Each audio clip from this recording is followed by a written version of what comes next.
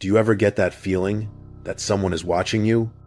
Most people ignore it, but the ones who didn't, they survived to tell their story. Tonight, you're about to hear some of the most disturbing real-life horror stories events that happened on empty highways, dark forests, lonely deserts, and places where no one should ever be alone. These aren't urban legends. These are true stories from real people, and any one of them could happen to you.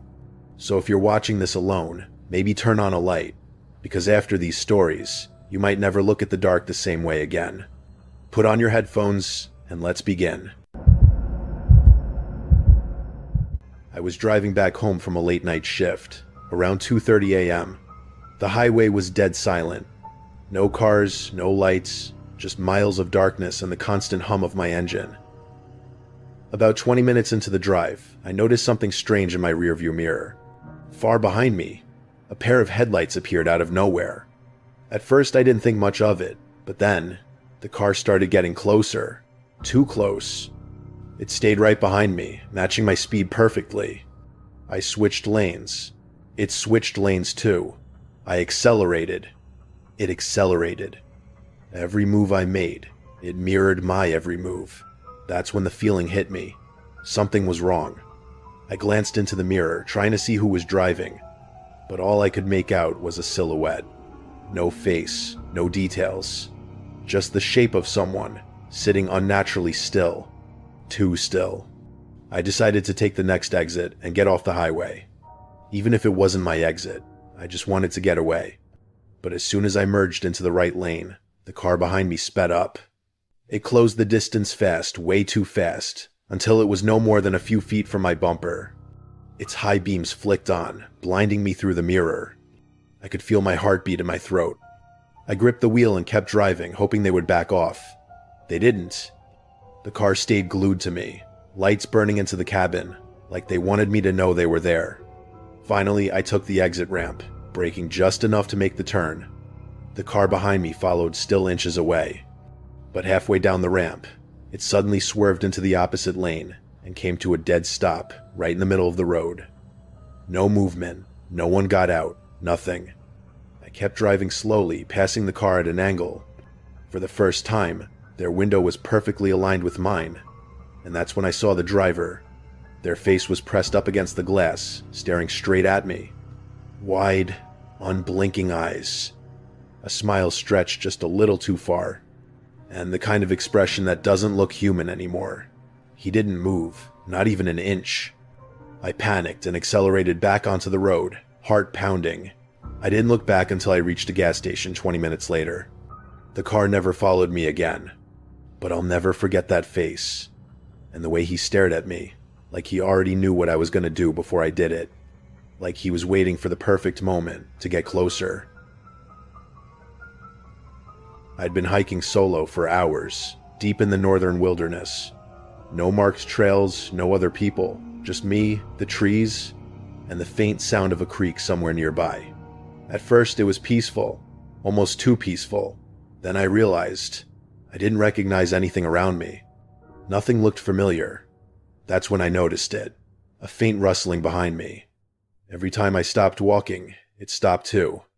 Every time I moved, it resumed. At first, I thought it was a deer, or maybe the wind. But deep down, I knew better. Something or someone was following me.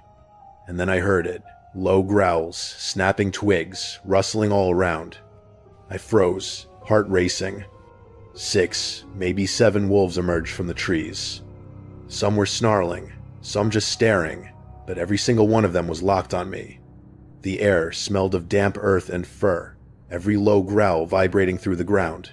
I had a knife in my hand, but I knew the odds were against me. I thought, this is it. This is how it ends. Then, everything changed. The wolves all froze at once. Every single one of them, ears up, body rigid, staring behind me. And then, they bolted, away from me, like something far worse was behind me. I stood there, trembling, alone. The forest was silent. No wind, no birds, no critters, nothing.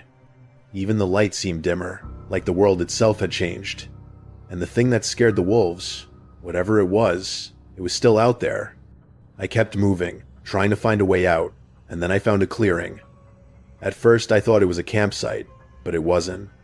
Symbols were carved deeply into the trees, unfamiliar patterns that made my skin crawl. Bones, scraps of leather, twisted metal, objects hanging from branches. The fire pit wasn't just stones, it was carefully stacked structures with strange items inside: cloth, jewelry, unidentifiable trinkets.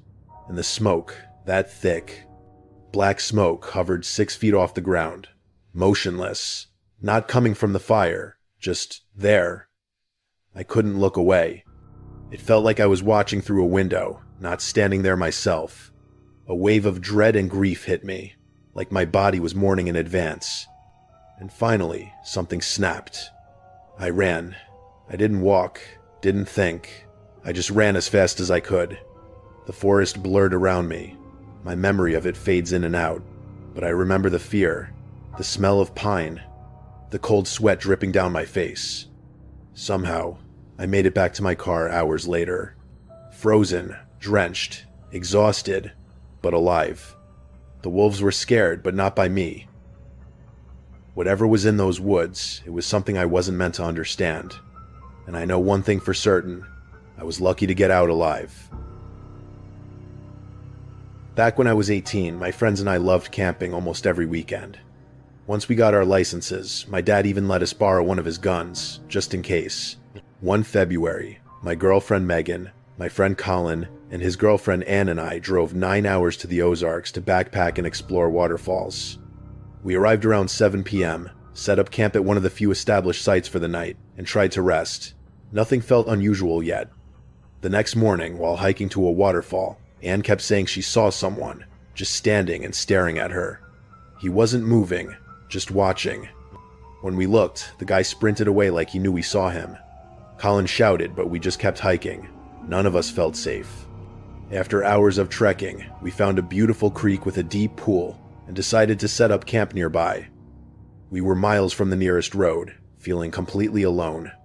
While cooking dinner, we joked about the previous day, thinking the figures were probably locals or people on drugs.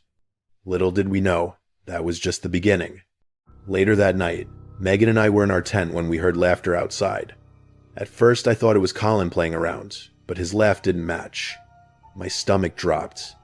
I grabbed the gun, rushed outside, and fired a few shots into the air. The laughter stopped immediately. We moved our tents closer together and decided someone should stay awake at all times. The next morning, we debated going home, but decided to push through for one final night. During the hike back, we ran into a few other hikers, but the woods felt emptier than before. Every sound, every rustle of leaves had us on edge. That night, while I stepped out of the tent to pee, I heard leaves crunching nearby. My heart stopped. The gun felt heavier in my hands than ever. And then I saw him, the man from before. Long, dirty black hair, unnaturally lanky, holding a machete. He started charging at me. I fired every shot I had, and somehow hit him. He yelled and fell. By now Colin, Megan, and Ann were awake. We grabbed our bags and ran no tents, no gear, straight for the nearest trail exit. The darkness of the forest swallowed everything behind us. We didn't stop until we reached the cars. We climbed in, locked the doors, and drove away without looking back. We slept in the car that night, finally safe, finally alive. To this day, I still wonder, were those figures connected? Or was it random? Were they waiting for the perfect moment? Whatever it was, their presence haunted those woods, and we were lucky, so unbelievably lucky, to escape with our lives.